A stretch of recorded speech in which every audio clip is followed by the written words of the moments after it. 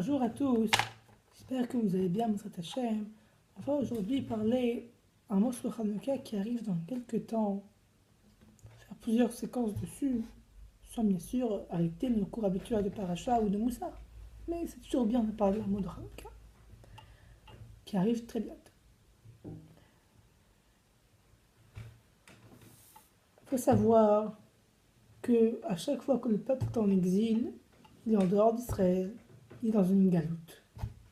Quand le peuple est en Égypte, c'est une certaine galoute.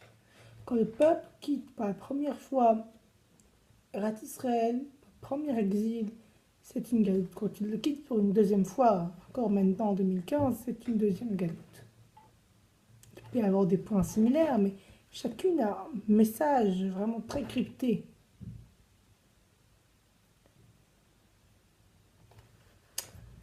Le premier, la galoute que j'ai mis dans l'ordre chronologique, c'était la galoute égyptienne. Je l'ai intitulée la galoute du travail, la galoute de l'esclavage moderne. Parce qu'en 2015, nous sommes encore dans cette clipa d'esclavage moderne. Les gens, dans leur téléphone, dans leur ordinateur, sur leurs feuilles, passent leur temps à travailler, pour le salaire, d'autres pour le kiff, à 8h, à 9h, à 10h. Ils oublient carrément la vie de famille, ils font que travailler. Ça, c'est la galoute égyptienne, le travail. C'est ce que j'appelle l'esclavage moderne. Ils sont esclaves de leur travail. Bon.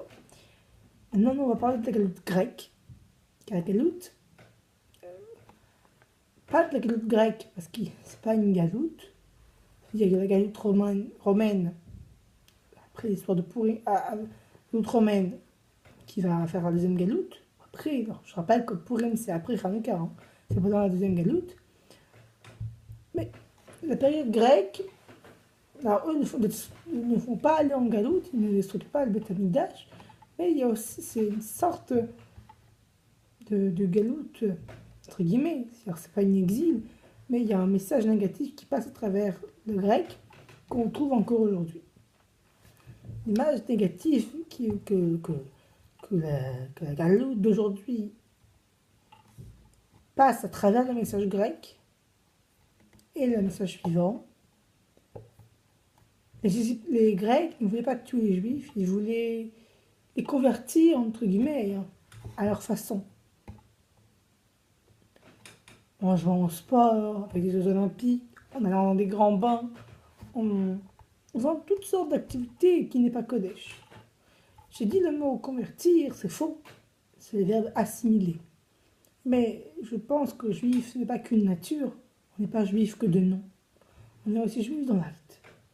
Dès le moment où on s'assimile dans l'acte, c'est comme si on était plus ou moins converti. C'est dur, hein? Et cette galoute est encore présente aujourd'hui, mes amis.